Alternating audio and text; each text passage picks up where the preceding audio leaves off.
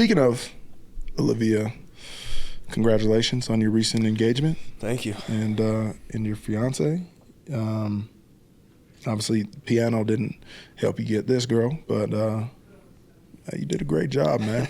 Congratulations. Thank you. I appreciate it. No, she's amazing, man. It was it was fun going through that process of figuring out like, oh man, I think this is the person I want to spend the rest of my life with. It was interesting, but man, I'm so happy. She's the best. What do you mean it was interesting? Like, I've never, obviously, you have that thought. It's like, damn, I want to marry this girl. And then you're all in. I'm like, I'm all in. I want to marry this girl. But that's a huge step, Yeah. So it's like going through that whole motion and getting the ring and keeping it a secret and then figuring out how I'm going to do it, how I'm going to propose, and then, just wedding planning, all that. It's coming fast, but yeah, and I'm fired up. Yeah, that's exciting, bro. Really exciting. It's exciting. I feel really like that moment and that experience is so unique. Yeah, the engagement party was really fun because that shit was cracking. It was great. Oh my God, legendary. All of the people I love, all of the people she loves, and being able to like bring our families and friends together was like a cool, special moment. Yeah, it's a beautiful thing. Yeah. Beautiful thing, man. I'm really happy for you. It's interesting because right now the talk in the NFL over the past month and a half has been Travis Kelce and Taylor Swift, and I feel like first off, congratulations to Travis Kelce. I mean, the guy has absolutely transcended the game of football, and is there anyone bigger than him right now, like in pop culture, other than Taylor Swift? Bro, he's not a football player anymore. Yeah, he's transcended. He's like, oh, dude, you're here, which is always big. Now it's like, dude, you're worldwide. Rocket ship, bro. Rocket ship. Good for him, man. Great for him. And a great guy, by the way. Yeah, I mean, a great tight end. Fun Travis Kelce story. I've met him twice. One was in passing over like Super Bowl a couple years ago, just like hey, what's up, man? Good to meet you, blah, blah, blah, blah. Big fan, yeah. The other, I was in New York. I was picking out Olivia's ring.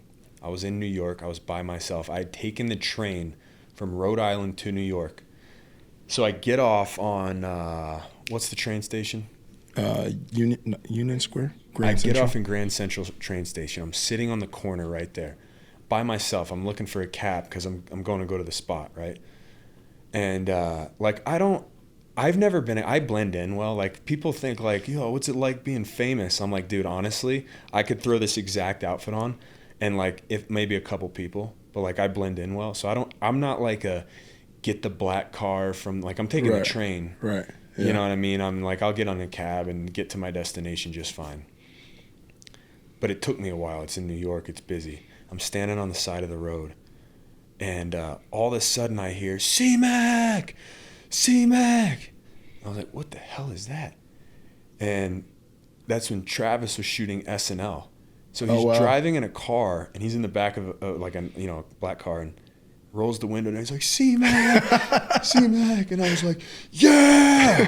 And that was it. It's the only other time I've ever met him. Wow, that's But tight. like, that was it. And ever since then, I was like, that's the coolest guy ever. That's dope. To like, you know what I mean? Like, because y'all don't really know each other. I don't know him at all. that. Like, I didn't know. I know him zero. Like, I knew him zero. I knew him as much as I know, anyone else that I've only met once. Yeah. Like, know of him. That's played against funny, him. man. Like, I don't even know if I was a post game dap up for him. Like, hey man, good to see. Like, it's kind of like I knew a couple other guys. He probably, wasn't the first. What's up, man? How you doing? But like, so much energy out of that window. I was like, I fucking love that guy. That's dope. That's dope. That's my only Travis Kelce story that I have. I always liked him. Since then, I'm like, man, I love that guy. Seems like a cool dude, man. Yeah. Good energy. Great energy. I love the post Super Bowl speeches that he gives to the authentic. the That's who fans. he is. Yeah. Yeah. Anyway, sorry. I think it's interesting because Taylor Swift, obviously, like, her fan base is just so engaged in her life that they're now fans of football and fans of Travis Kelce. It's an interesting female pop stars and influencers, their fan base is just like so strongly connected with their lives. And for you, your fiance, Olivia, has arguably a bigger fan base than you. Yeah, she does. Or maybe not arguably. She does. No, she does.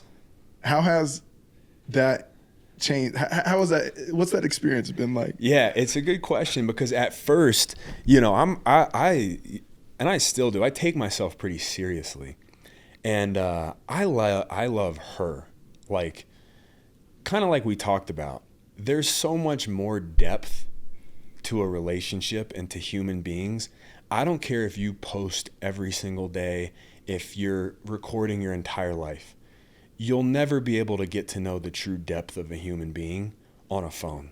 And so I've learned that with her. Like, I'm even guilty of it. I came in a little hesitant at first, and Tyler Gaffney, who's married to Kristen, they set us up, and Kristen's friends with Olivia. And I was hesitant at first, and whatever. And I came in with preconceived notions because she's in that world of, you know, this and that. And I was like, oh, she's way more than that. Like, and she, you know what she's really good at is dictating the difference between reality and work, because there is a difference. And you have to be authentic to your followers, and I think she is, but she also knows the difference between like people who love her and people who are fans. And I think that's a fine line. And she really does look at everything as it's business. You know what I mean? And I think when you start a relationship with somebody who does have such a big following, you learn a lot. You learn to not take yourself so seriously, for one. You learn that there's way more depth to a person than what you see online. And that's with anybody. We could talk for another 4 hours, and they'll never know who you are 100%. Same with me. And then you also learn how many people don't give a shit about you or football. Like, her fan base is very worldwide. Christian like, they don't even know, you know, what anything means. Like, they don't know anything. Like, and so, you know, we're in this bubble of the NFL and football and ESPN. It's like, you know, all the guys who talk about football. You know who the commentators are and what they're saying. You know who the the podcast guys are and what they're saying. It's like, you forget how big the world is, and most people don't even watch football. Yeah. And so I think that comes with just learning to not take yourself so seriously, but also to appreciate someone for who they really are and not who they are, what you see online. Right.